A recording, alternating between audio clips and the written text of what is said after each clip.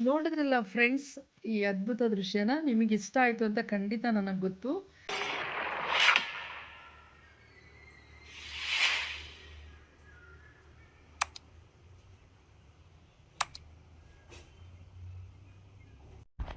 ಸುಂದರ, ಅತಿ ಸುಂದರ, ಅತ್ಯಂತ ಸುಂದರ. ಇದು ನಮ್ಮ ರಾಜ್ಯದಲ್ಲೇ ಇರುವಂತಹ ಒಂದು ಸುಂದರವಾದ ಸ್ಥಳ. ಸ್ನೇಹಿತರೆ, ನಾನು ನಿಮ್ಮ ಯೂಟ್ಯೂಬ್ ಗೆಳತಿ ಆಶಾರಾಣಿ ಮಲೆನಾಡು ಹುಡುಗಿ. ನನ್ನ ಯೂಟ್ಯೂಬ್ ಚಾನಲ್ಗೆ ನಿಮಗೆಲ್ಲ ಮತ್ತೊಮ್ಮೆ ಸ್ವಾಗತ. ನಾನಿವತ್ತು ನಿಮಗೆ ಮೋಸ್ಟ್ ಬ್ಯೂಟಿಫುಲ್ ಪ್ಲೇಸಿಗೆ ಕರ್ಕೊಂಡು ಹೋಗ್ತಾ ಇದ್ದೀನಿ. ಸ್ವಲ್ಪ ಅಂದಾಜಾಗಿರಬಹುದು. ಹೌದು, ಇದು ಮಾರಿ ಕಣಿವೆ, ವಾಣಿ ವಿಲಾಸ ಸಾಗರ. ನಮ್ಮ ದೇಶದಲ್ಲೇ ಅತ್ಯಂತ ಮೊದಲ ಅಣೆಕಟ್ಟು ಅಂತ ಹೇಳ್ಬೋದು. ಇದನ್ನು ಮೈಸೂರು ಮಹಾರಾಜರ ಕೊಡುಗೆ ಅಂತಲೂ ಹೇಳ್ಬೋದು. ಈ ವಾಣಿ ವಿಲಾಸ ಸಾಗರ ನೋಡಲಿಕ್ಕೆ ಭಾರತದ ಮ್ಯಾಪ್ ಥರ ಕಾಣಿಸುತ್ತೆ. ಅಷ್ಟು ಒಂದು ಸುಂದರವಾದ ಅಣೆಕಟ್ಟು ಇದು. ಈ ಅಣೆಕಟ್ಟನ್ನು ನೋಡಲಿಕ್ಕೆ ನಾವು ಸ್ನೇಹಿತರೆ ಬ್ರಿಡ್ಜಿಂದ ನೋಡಿದ್ರೆ ಅಷ್ಟು ಲೊಕೇಶನ್ ಚೆನ್ನಾಗಿ ಕಾಣಿಸಲ್ಲ. ಮೇಲೆ ವ್ಯೂ ಪಾಯಿಂಟಲ್ಲಿ ನಿಂತು ನೋಡಿದ್ರೆ ಮಾತ್ರ ಎಂಥ ಬ್ಯೂಟಿಫುಲ್ ಪ್ಲೇಸ್ ಅಂತ ಹೇಳಿ ನೀವು ಹೇಳ್ಬೋದು. ಆ ಪ್ಲೇಸ್ ನೋಡಲಿಕ್ಕೆ ವ್ಯೂ ಪಾಯಿಂಟ್ನಲ್ಲಿ ನಿಂತ್ಕೊಂಡು ಆ ಭಾರತದ ಮ್ಯಾಪ್ ಥರ ಕಾಣುವಂತಹ ಬ್ರಿಡ್ಜನ್ನು ನೋಡಲಿಕ್ಕೆ, ಆ ನೀರನ್ನು ನೋಡಲಿಕ್ಕೆ ಅಲ್ಲಲ್ಲೇ ಸ್ವಲ್ಪ ಸ್ವಲ್ಪ ಸ್ವಲ್ಪ ವ್ಯೂ ಪಾಯಿಂಟ್ಸ್ಗಳನ್ನು ಕೊಟ್ಟಿದ್ದಾರೆ. ಆ view points step by step ಕೊಟ್ಟಿದ್ದಾರೆ. ಅದು ಸ್ಟೆಪ್ ಬೈ ಸ್ಟೆಪ್ ಕೊಟ್ಟಂಗೆಲ್ಲ ಅಲ್ಲಿ ಕೂತ್ಕೊಳ್ಳಿಕ್ಕೆ ಪ್ಲೇಸ್ಗಳನ್ನು ಮಾಡಿದ್ದಾರೆ. ಅಲ್ಲಿ ಬಿಸಿಲಾಗಬಾರ್ದು ಅಂತೇಳಿ ಮರಗಳನ್ನು ನೆಟ್ಟಿದ್ದಾರೆ, ಕಲ್ಲಿನ ಬೆಂಚುಗಳನ್ನು ಮಾಡಿದ್ದಾರೆ, ಪ್ರತಿ ಸ್ಟೆಪ್ಗೂ ಒಂದೊಂದು ಪಾರ್ಕ್ಗಳನ್ನು ಮಾಡಿದ್ದಾರೆ. ಅಷ್ಟು ಅದ್ಭುತವಾಗಿ ಈ ಒಂದು ಪ್ಲೇಸನ್ನು ಹಂತ ಹಂತವಾಗಿ ತುಂಬ ಬುದ್ಧಿವಂತಿಕೆಯಿಂದ ಕಟ್ಟಿದಂತಹ ಇದು ವ್ಯೂ ಪಾಯಿಂಟ್ಸ್. ಈ ಅಣೆಕಟ್ಟನ್ನು ನಾನು ನನ್ನ ಮುಂದಿನ ವಿಡಿಯೋದಲ್ಲಿ ನಾನು ತೋರಿಸ್ತೀನಿ. ವಾಣಿ ವಿಲಾಸ ಸಾಗರ ಅಥವಾ ಮಾರಿ ಕಣಿವೆ ಅನ್ನುವ ಅಣೆಕಟ್ಟನ್ನು ನಾನು ನೆಕ್ಸ್ಟ್ ವಿಡಿಯೋದಲ್ಲಿ ತೋರಿಸ್ತೀನಿ. ಅದಕ್ಕೂ ಮುಂಚೆ ವ್ಯೂ ಪಾಯಿಂಟ್ ತೋರಿಸ್ತೀನಿ. ಈ ವ್ಯೂ ಪಾಯಿಂಟ್ ಕಟ್ಟಲಿಕ್ಕೆ ಎಷ್ಟೋ ಎತ್ತರ ಮಾಡಿದ, 100 ಅಡಿ ಎತ್ತರ ಮಾಡಿದಾರಲ್ವ. ಅಲ್ಲಿಗೆ ಹಾಕಿರುವ ಪ್ರತಿ ಕಲ್ಲೂ ಸಹ ಅಲ್ಲೇ ಸಿಕ್ಕಂತಹ, ಅದೇ ಜಾಗದಲ್ಲಿ ಅದೇ ಊರುಗಳಲ್ಲಿ ಸಿಕ್ಕಂತಹ ಕಲ್ಲುಗಳನ್ನು ಅಲ್ಲಿನ ವರ್ಕರ್ಸ್ಗಳೇ ಸೇರಿ, ಅಲ್ಲಿನ ಕಾರ್ಮಿಕರೇ ಸೇರಿ ಮಾಡಿರುವಂಥದ್ದು. ಜೊತೆಗೆ ಅಲ್ಲಿ ಮೇಲೆ ತಂಗಲಿಕ್ಕೆ ಒಂದು ಅತಿಥಿ ಗೃಹವನ್ನು ನಿರ್ಮಿಸಿದ್ದಾರೆ. ಅತಿಥಿ ಗೃಹದಲ್ಲೂ ಸಹ ನಾವು ತಂಗಬಹುದು. ಇಂಥ ಅದ್ಭುತ ಸ್ಥಳವನ್ನು ನಾನು ನಿಮಗೆ ತೋರಿಸ್ಲಿಕ್ಕೆ ಈ ವಿಡಿಯೋ ಮಾಡಿದ್ದೀನಿ. ಸಂಪೂರ್ಣ ನೋಡ್ಬಿಟ್ಟು ನಿಮಗೆ ಏನು ಅನ್ನಿಸ್ತು ಅಂತ ತಿಳಿಸಿ. ಬನ್ನಿ, ಆ ಪ್ಲೇಸ್ ತೋರಿಸ್ತೀನಿ.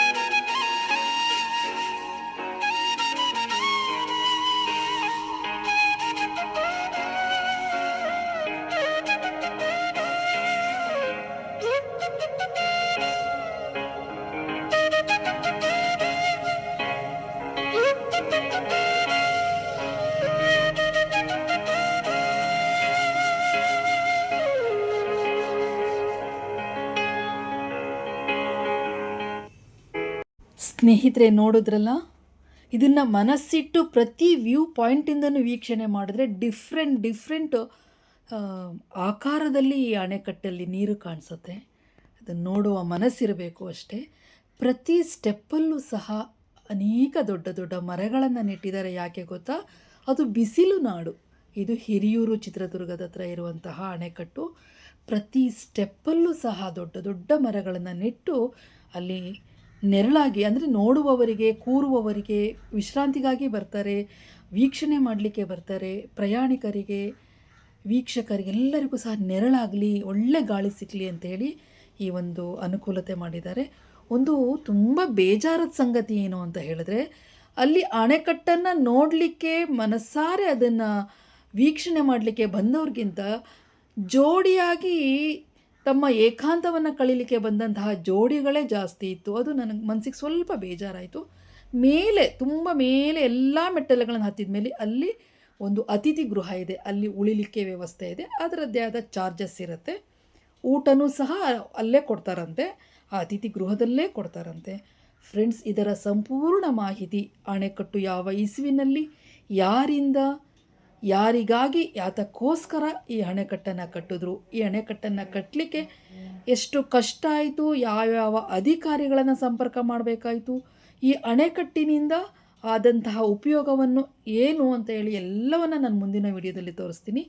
ಈಗ ನಿಮಗೆ ನಾನು ಆ ವೀಕ್ಷಿಸಲು ಒಂದು ಜಸ್ಟ್ ವ್ಯೂ ಪಾಯಿಂಟ್ಸ್ನ, ಸುಂದರ ಪರಿಸರ ಹೇಗಿದೆ ನೋಡಿ, ಒಂದು ಬಯಲ ಸೀಮೆಯಲ್ಲೂ ಸಹ ಇಂಥರ ಸುಂದರ ಪರಿಸರ ಇದೆ ಅಂತೇಳಿ ತೋರಿಸ್ಲಿಕ್ಕೆ ನಾನು ಈ ವಿಡಿಯೋ ಮಾಡಿರೋದು. ನನ್ನ ವಿಡಿಯೋ ನೋಡಿ ನಿಮಗೆ ಹೇಗೆ ಅನ್ನಿಸ್ತು, ಏನು ಅನ್ನಿಸ್ತು? ಯಾರು ಈ ಹಿಂದೆ ನೋಡಿದರೆ ದಯವಿಟ್ಟು ಕಾಮೆಂಟ್ ಮೂಲಕ ತಿಳಿಸಿ. ಒಮ್ಮೆ ಕನ್ನಡಿಗನಾಗಿ ಹುಟ್ಟಿದ ಮೇಲೆ ನಮ್ಮ ರಾಜ್ಯದಲ್ಲೇ ಇರುವಂತಹ ಇಂಥ ಅದ್ಭುತ ಸ್ಥಳವನ್ನು ಒಮ್ಮೆ ನೋಡಲೇಬೇಕು. ನೋಡಲಿಲ್ಲ ಅಂದರೆ ನಮ್ಮ ಕಣ್ಣು ಸಾರ್ಥಕ ಅಲ್ಲ ಅಂತ ನನ್ನ ಅನಿಸಿಕೆ. ನನ್ನ ವಿಡಿಯೋ ನೋಡಿದ ನಿಮ್ಮೆಲ್ಲರಿಗೂ ಹೃದಯಪೂರ್ವಕ ಧನ್ಯವಾದಗಳು. ಲೈಕ್, ಕಾಮೆಂಟ್, ಸಬ್ಸ್ಕ್ರೈಬ್, ಶೇರ್ ಮಾಡಿ. Thank you.